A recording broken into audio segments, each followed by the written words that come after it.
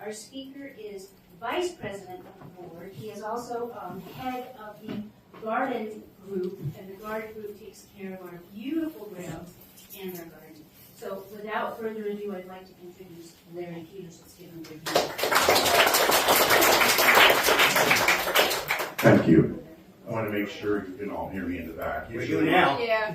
Usually I don't need amplification, but I'm going to do it. Okay, so we're talking about monarch butterflies today, but we're actually talking about pollinators. They are the ones that keep us alive, that feed us. And I would like to begin with this little music video that we put together. To that door and see if there are any chairs. Here it comes. Desk or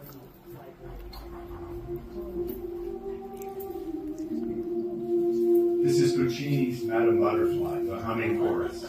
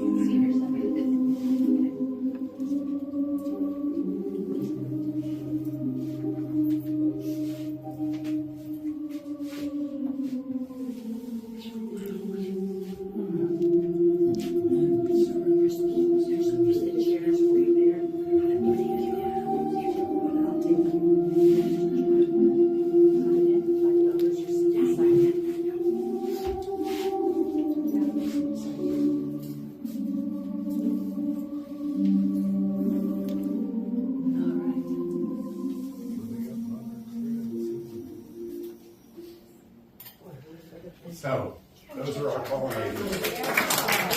Those are the ones that make the fruit and make the flowers flower. That last video right there, I want to credit Catherine Butterfield. She took that, she's right over there.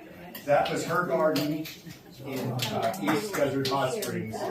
And seeing one of those fly away is like a gift, really. It's just great. So, what's this thing with the monarchs?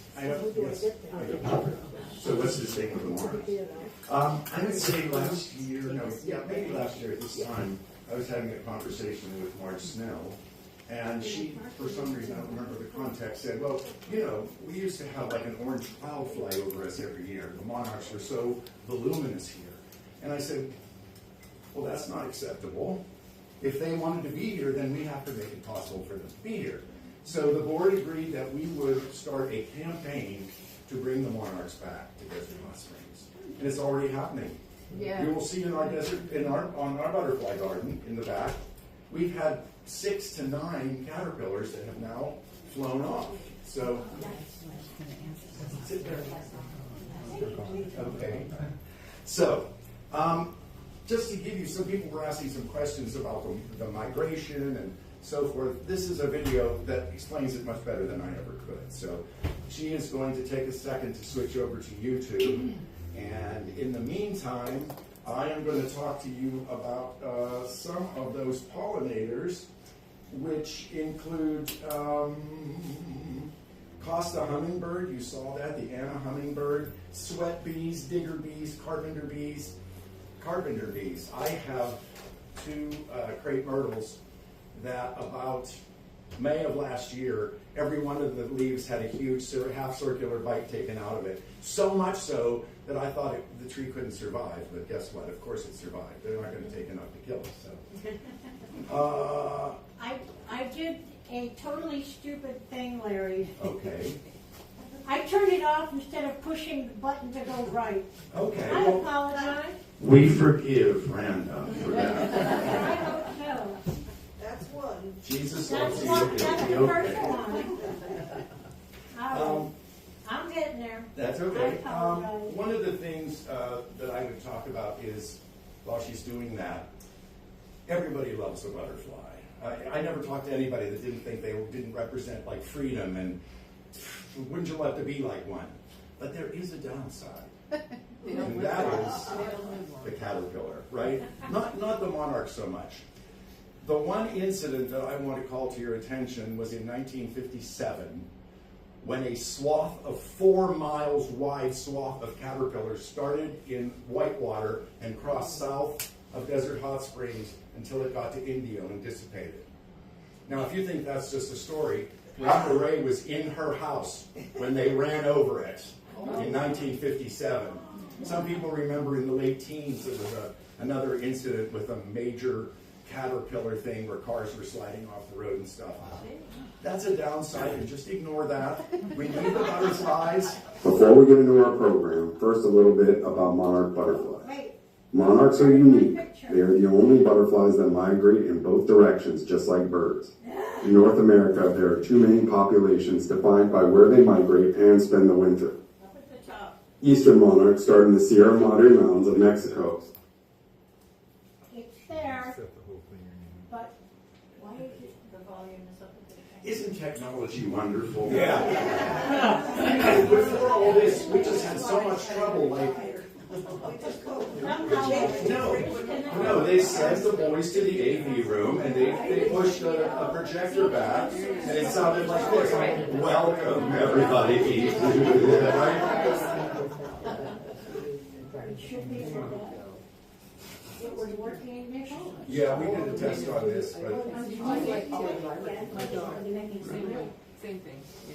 That's what we I need have to to do. do that with We just need to my unplug fingers it, and and unplug them back in, right? And then is it on the wrong each? No. No, the only one that. the other thing is we're all old here. If my 9-year-old grandson were here, I'm pretty sure he'd solve this problem, as you know. 4-year-old or my 31-year-old.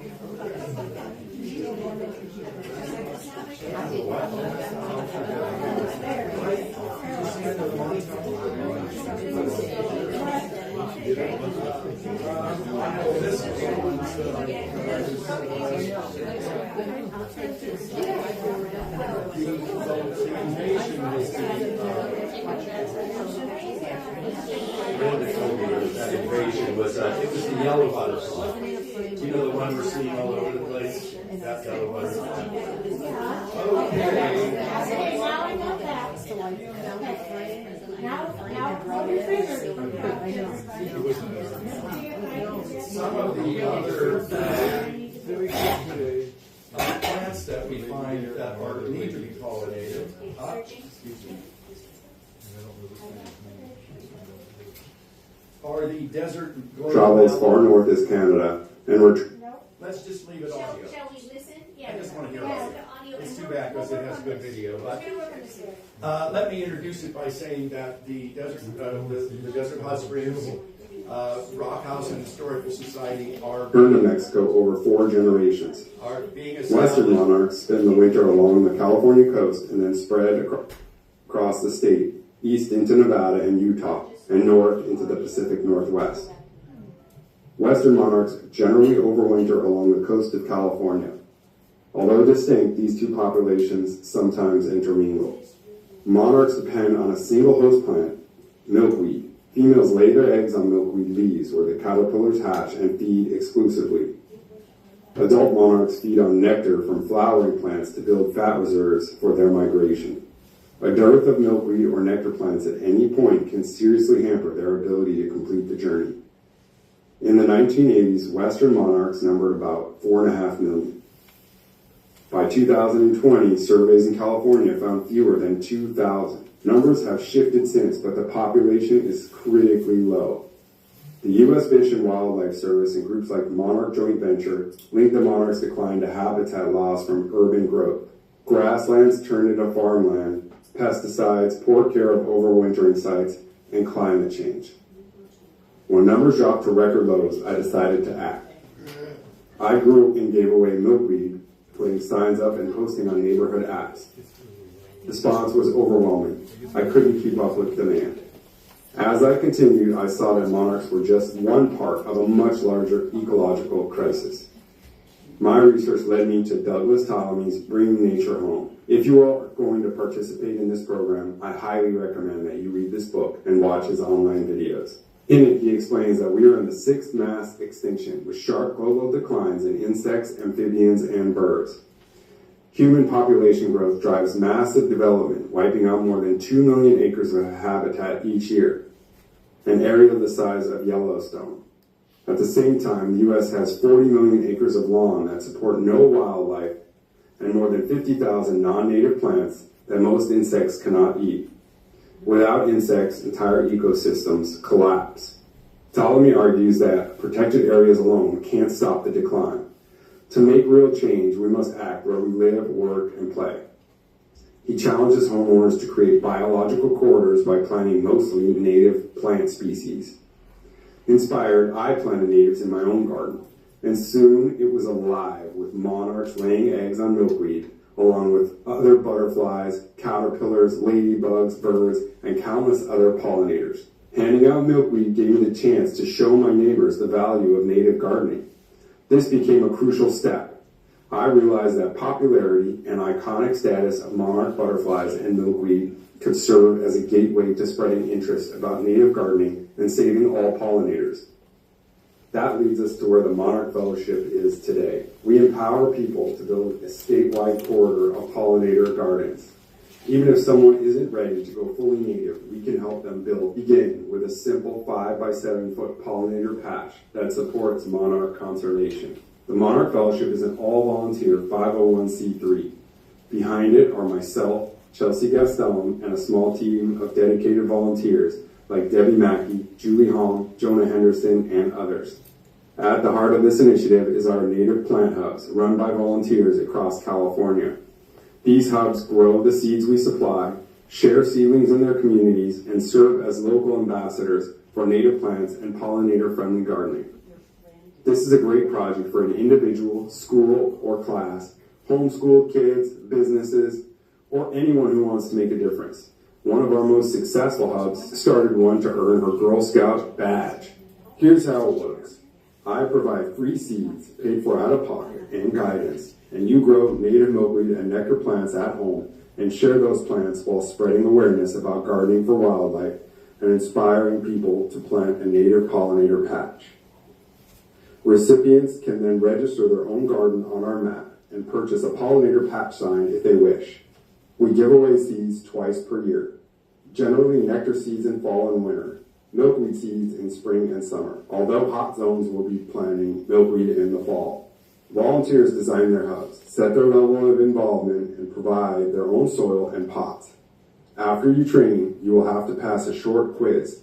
You will then be prompted to order your free seeds. The seeds on the store are listed according to region. Also, each seed listed shows a growing range map from CalScape. Please check to make sure you are picking seeds native to your area. Okay, that's good. Yeah. So, in here, yes. So this is the Monarch Fellowship, which you heard what they're doing. I am in the process of the training to make this a hub, and I encourage you all to go to their website.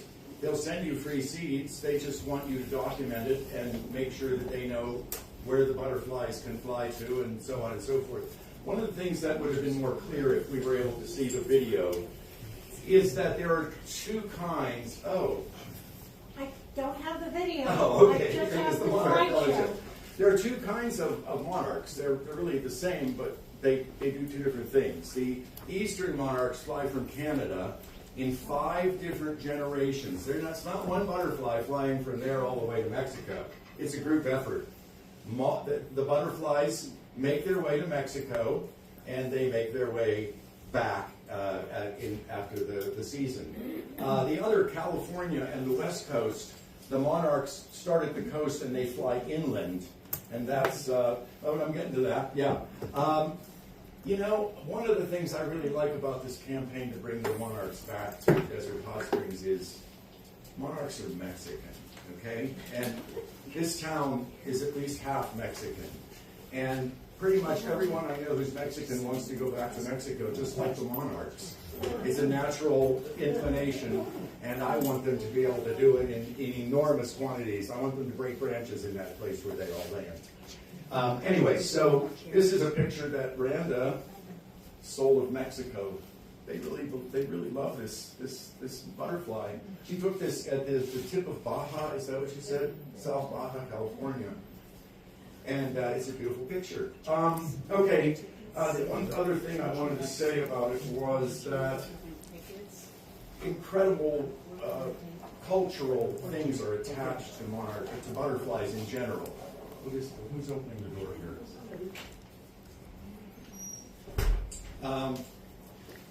In Wales, this would be a pollinator. When somebody in the family dies, someone is assigned to go and tell the bees about that death.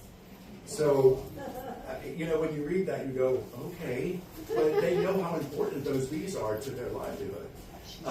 In Ireland, they have a special ceremony that is connected to butterflies. Japan has a butterfly thing. That video we heard before, Madame Butterfly, they called her that because of her delicate qualities.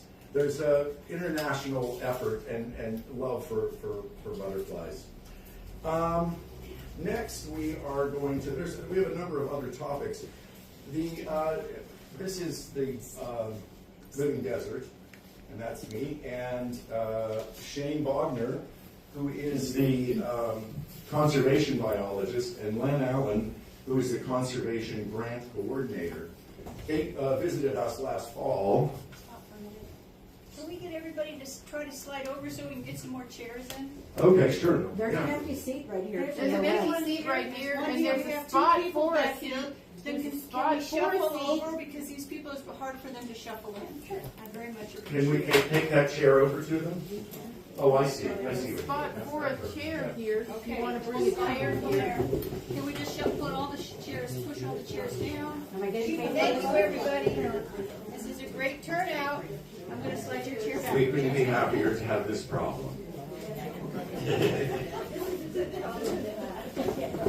Okay, so while that's still happening, this visit the other day to the Living Desert was really a pleasure because Randa and I were driven around on a golf cart to places that none of you will ever see. And the reason we went, as I said, is because they visited us last fall and asked if we would dedicate a section, a little garden section to them so they could plant butterfly attracting plants into that section. We have that section. We are getting ready to remove the gravel from it, and they said that they would start planting in March if they could. Let's see some of the things that we encountered at the Living Desert. Well, not surprisingly, they have every imaginable kind of cactus you could ever think about, right? This is the place you could see, actually. This is a visitor area. We're going to, yeah. And the next. So how was the Living Desert involved in combating illegal plant trafficking? That's my next subject matter, is illegal plant trafficking. But the Living Desert is an official plant rescue center designated by the U.S. Fish and Wildlife, which helps care for federally confiscated plants. As we talk about that, we're going to show you a slide of something they're doing specifically in Desert Hot Springs in addition to what they're doing here and at Cabot's. Go ahead. Oh, look at these red barrels. Huh? Those are the ones I'm going to talk about when I give the Painted Hills part of my talk. Go ahead. That's probably, 5, 6 years old right there. A barrel cactus grows so slowly that it's just shocking. Okay? Wow, when the milkweed are full grown, look at how big they get. The ones we have in our garden now are only this big, but these have been growing, obviously, for several years under ideal circumstances. But they look beautiful. People say, well, you know, the butterfly gardens don't look good sometimes. Well, you can arrange for there to be something blooming and beautiful in a butterfly garden all year. I don't believe that. And here is just another shot of Randa. I had never been to the Living Desert. I'm fairly new in town. And my grandchildren keep coming back and saying we went to the living desert, and I thought, well, that's something I don't have to do with you. But she commented on how different the living desert is from just the last time she was there. There's an enormous section now about plants. It used to be mostly animals, I understand. What do we have right here? We have a cholla. Huh? Okay, so this is the section of the propagation that they are doing for us. He's pointing out the plants that he's going to be putting in this garden right over here. Next. Yes, this slide, plants for willow hole. Do any of you know about willow hole? Willow hole is a swampy, once more than swampy area east of Mountain View and south of Dillon, like in that section right in through there. And it used to be like an oasis, I understand. You could find water coming up out of the ground, and as the groundwater was lowered, and then it stopped, I think it seeps now or something, right? Anyway, these are native mesquites that they are planting back in that area. And let's see, I have the names. There's a couple of different, the preserve, the Coachella Valley Conservation is doing one of them. There's two gardens right next to each other, are paying for this. Somebody has to pay for this. And there's a lot of conservation going on in the valley, and that's really gratifying. Yeah, okay. Smoke tree. Has anyone ever tried to buy a smoke tree? These will be on sale at their plant sale sometime in the spring, and they said we'd have to wait till announce it. But smoke trees look just like that. They're native. They're indigenous. Here are the milkweed. These are our milkweed. These have been growing for 4 months. So you see that it takes a long time to propagate a milkweed, right? Go ahead. Oh yes, in this picture, this would be Randa, and this would be a cholla, which we calculated based on her height to be 40. Not cholla, I mean Ocotillo. I said the wrong word. Ocotillo, that is 30 feet tall. Now, I have never seen one that tall before. People say, oh, I did. Well, I never did. So I was fascinated by the size of it, and it gave me a chance to feature Randa as a height reference there. Thank you. Okay, you're welcome. Okay, so before we start this, when this house was built, the man that built the house, Mr. Watkins, built the furniture in it from cholla wood. Now, how did he do that? Well, we're going to try to discover that. One of the problems with cholla is that you're not allowed to remove it from federal land. You are allowed to move it from private property. So we went, this would be Jill Higbert and I, and Hugo Felix and Joe Felix. We went hunting for cholla east of the 62. Keep going straight on this on Pearson. And they own a piece of property out there, and we went looking. So let's see. And then we ended up coming to Historical Society member Yumko Felix and her husband Joe's property, where we are looking for cholla on private land. Well, it's the same one. Yeah. Okay, we're going to get that sometime. Here's the things we've collected. We only found one piece of cholla so far. Jill, the cholla whisperer, is on the job here.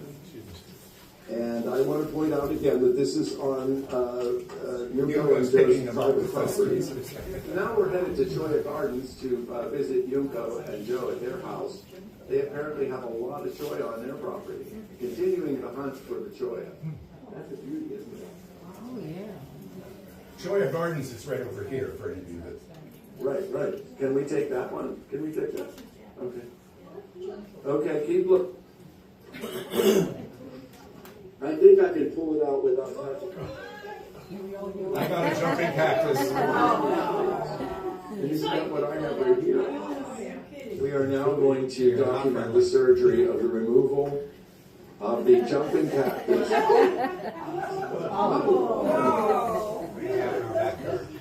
Jill still has bruises on her hand. Yeah. I said, let me squeeze your hand while Strong I do enough, that. though, to do anything really with. Yeah. This is different. This cactus is unusual. Beaver tail. Yeah. No, that's not a regular Opuntia cactus. Yeah, it'll jump out at you. This is a very... Now that's a beautiful cholla there.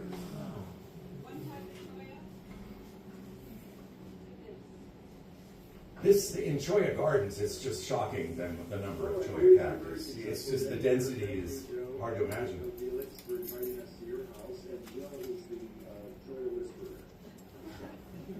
So we have some examples of Cholla furniture that I want to show you. Not that was ever for here, but if you go online to SD, you will see that they make really cool furniture out of it. This would be one that had a root with all those if we find the right piece.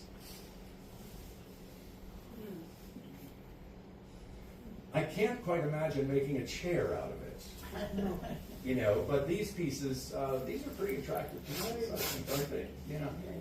So we're trying to encourage Jill and her husband to create some things for us, and the table is in the works. I'm just going to keep bugging her about it. Yeah. Yeah, that's I think it's going to look like that. That's what I think.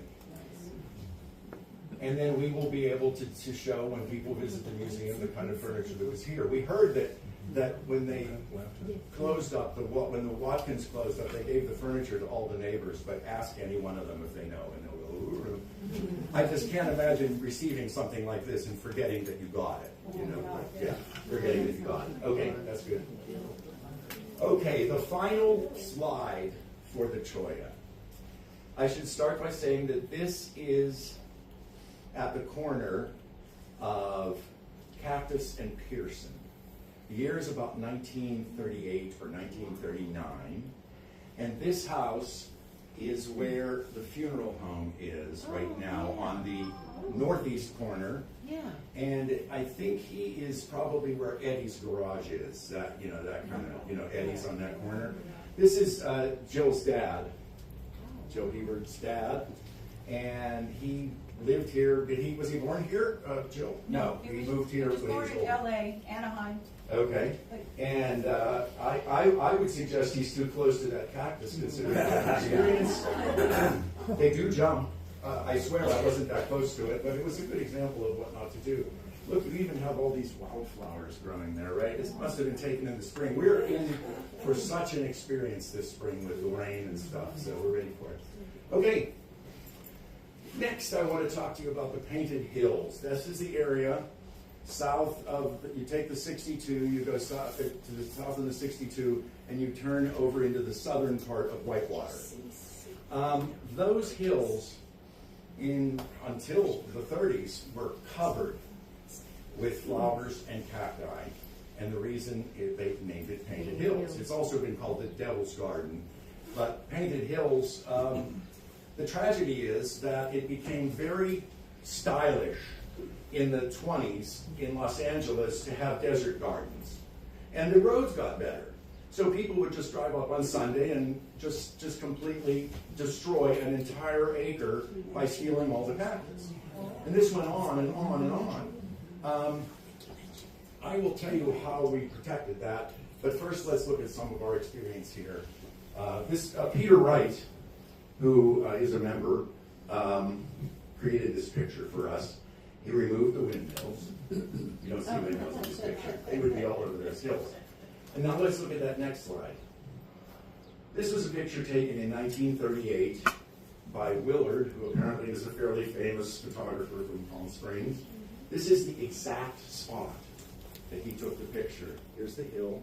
Here's this hill and that mountain. Mountain and hill. Do you see any any barrels there? Do you see anything like that? No. These plants take decades to grow. I'll show you an example of a 90-year-old cactus. Go ahead. Okay, this is a video. So here is a hill. This entire section would have been completely covered with barrel cactus. And right now, you can see that we're down to just a couple. Here's one that is not even very old. Sad pathetic orphan. Trying to make sure I don't step on any rattlesnakes. He kept This warning me about particular cactus right here, this red barrel, there would have been hundreds of them in this area, and you can see they've all been stolen. And these cactus, this is probably 40 years old right here. They take a long time to get big. Look at the density of the red barrels in this area. where nothing has been taken from here. This is Painted Hills. So, that makes me sad. So- When this is a 90-year-old red barrel. Wow. Just to get this is older than most of our members, if you can imagine. And it's a beautiful thing. How do you determine the age? The guy that Peter Wright told me it's that old. I guess you just can tell by the height and how slowly they grow. But their slow growth is part of the challenge, because you can't replace what those people from Los Angeles. I wasn't one of them, but I lived in LA, and I'm ashamed for them. They came up and just stole it. But there's a silver lining.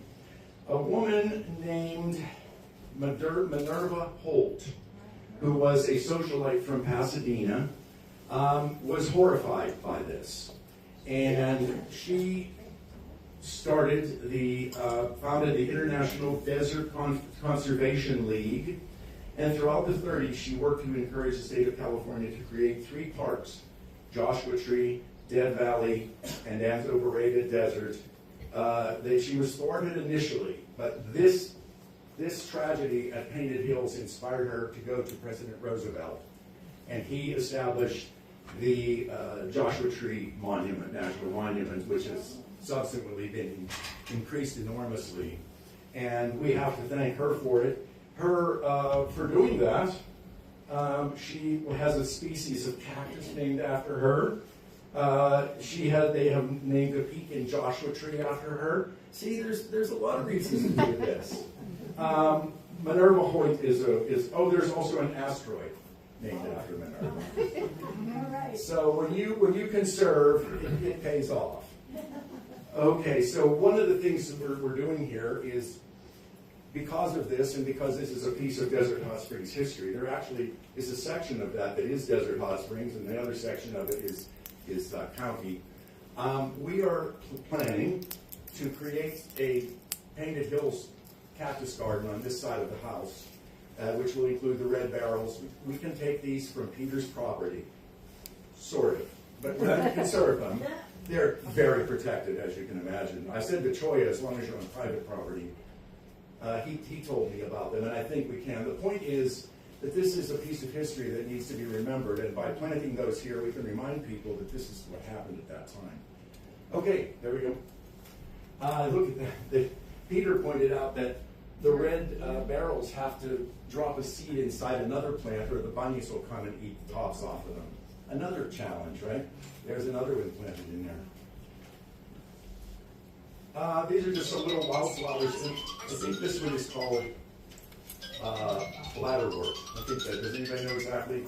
In any case, I took the picture because in a couple of weeks, the whole hillside is going to be covered with the flowers you're going to be seeing here. Hence the Painted Hills, right? And this is another of the cactus up there. It's called the beaver tail. You can see why. Here's a blooming beaver tail.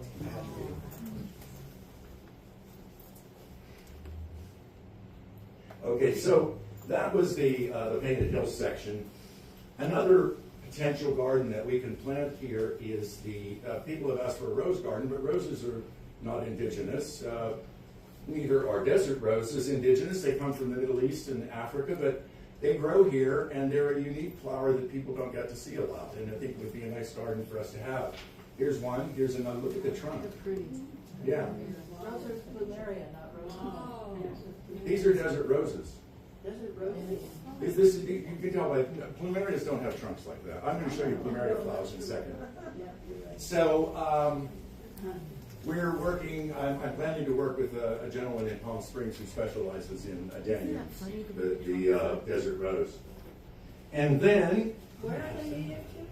I'm sorry. Where are they native to? Africa. They're native to Northeast Africa and the Middle East, which is appropriate, climate-wise for us. One of the plants that grows really well here, and that happens to be one that really I like, is the plumeria. And I am working with the Coachella Valley Plumeria Society to find very large cuttings so we could put 7 or 8 plumeria trees up the walk, so when you walk in, you can smell them overhead. You know, I like to say that we call ourselves the spa city, but we don't smell like a spa city. And if we planted plumeria everywhere for 6 months out of the year, there would be perfume everywhere. So I'm on this campaign not just to plant these trees here, but to make the plumeria our tree in Desert Hot Springs, because palm trees aren't indigenous unless it's a Mexican fan, right? So this is a plant that is very forgiving water-wise. It does lose leaves in the winter, but so does every tree in the north of this country. You know, when people say, "Oh, it loses leaves," I said, "Did you ever go north?" That's part of it. Here's some. These are the kind of varieties of plumeria, but I'm going to focus on the fragrant ones, which would be these. The ones that are the most common. The ones that have been bred, like any breeding, you lose something and you gain something, and when you gain color, you may lose fragrance. Finally, this is a map of the Rock House vegetable garden. And I would like, before we look at the map, to honor our volunteer of the month, Vince Mannerite, who is the captain for this project. This is the work of quite a few people, but Vince is the one who's down here 2 or 3 days a week making sure that everything is going right. The sprinklers, or the drip irrigation is working. So, sweet 100s, broccoli, catnip, rosemary, chipotle, chili peppers, white Thai peppers, cilantro, oregano, everything that you want to grow here can grow here. And the reason we planted this garden last year was because we didn't talk about growing food in Desert Hot Springs. And we finally, just everybody picked it, and by May we were losing everything, and Vince decided, let's just plant basil. And we had basil that was like this high, and we gave away hundreds of dollars of basil. We still have basil to give away if you're interested after this. The vegetable garden has been replanted, and this is the map. This is a compulsive map maker, and I appreciate you for taking down every item that is in that garden, and people can look at the map and see what we have growing there. There's a picture of it up here in the up left corner, and another picture. And the artichokes. Yeah. Oh, yeah. Yeah, here's the artichokes. Boy, are they doing well. They split into two from last year. So right here is our butterfly garden that we planted. You can see we have desert milkweed and another milkweed that grows here called apple milkweed. And that's where we found the 7, 8, or 9 caterpillars just a couple of weeks ago. And I'm pleased that those turned into butterflies and flew off. This compost pile is temporary there. We're moving it. See, that won't be there. We're moving it over there. So what do we have next? Yeah, there's a picture of the butterfly garden. Huh? We have a monarch. Yeah, there it is. There it is. Look at that. Fly away, butterfly. Can we see that again? That's proof that it works. If you plant a couple of milkweed, they will find it. Don't ask me how. I have a dragonfly that finds my pond every year. So yeah. Okay. Before we conclude, I wanted to talk about a couple of things. You can put that next slide. The Historical Society, is completely funded by donations. And one of the things we've decided to do is to pave the back patio with memorial bricks like this. They will be engraved. This is not a cemetery. This is a celebration of life. Just to be clear, we hope that we will have bricks that designate births, graduations, new job, new house. That's all history. And people can walk out into our patio and take notes like any other dog, like a file of historic information. So these bricks are selling, the cheapest ones, this size that I just showed you, $100. It's not something everybody can afford, but 3 or 4 people could get together and honor their mother and father and so forth. I just bought a brick that announced that my grandchildren moved to Desert Hot Springs in 2021. So like in 20 years, they can come back and go, oh, look, there's our brick. You can come back in 100 years and your grandchildren will look, oh, there's Grandma's brick. Because it's not going away. This building is going to be here as long as, well, I don't know, as long as we can make sure it does, but the city has a commitment to it, or is creating a commitment to it. MJ wants to make a little announcement, but I just wanted to say that I heard, there's a touring group in the Shellow Valley called the Green Room Theater, and I heard that they usually go to Desert Hot Springs, but they weren't going to go this time because they did 1984 last month and so few people came. So that disturbed me so much that I went to an audition and I said, I will play this role, but only if you agree to come back to Desert Hot Springs. So they are coming back to Desert Hot Springs. And you will see us in As You Like It or Como Te Gusta. It's a 1-hour version of Shakespeare's play As You Like It. So we'll put that in a letter to you about when that's going to be. When and where? I'm saying it's going to be at the Senior Center. I think it's the first Sunday in February, March, but I have to We'll put out a confirm. blast. We'll make sure everybody knows. Yeah, we'll send out an email. Yes. Thanks, guys. It was Hey, really let's get fun. Larry.